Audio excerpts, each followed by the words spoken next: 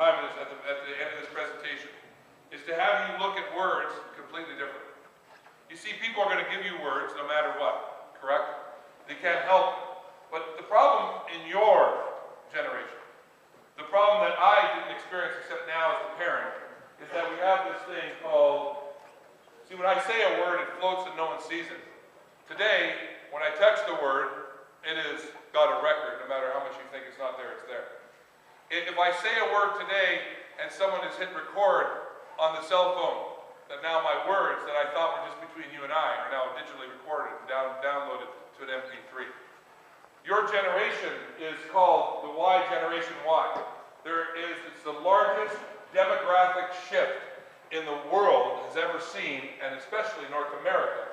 By 2012, there will be 100 million of you that are cresting into the 100 million people in the generation Y.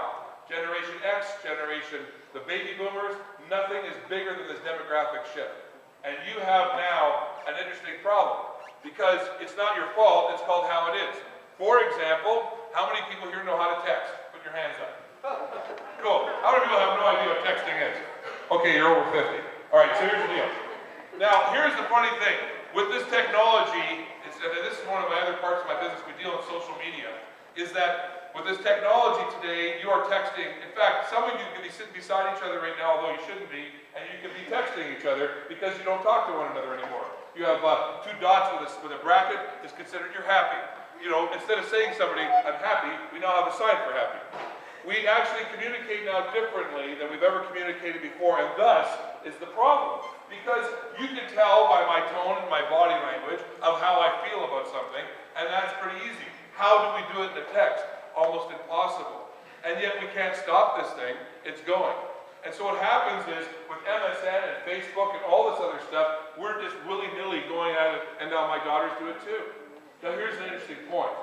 My comment to you is this, is we can't stop this thing, so we better figure out how to wrangle this sucker. Because if we don't, you will, to your peril, you will see this. Fast-forwarding story, we just signed a deal recently with a company that we believe that we can actually create summer employment for kids in around grade 11 to university. Actually create some employment where they can do something and come and sell this product. Now we're working on it, and we haven't got it sourced out.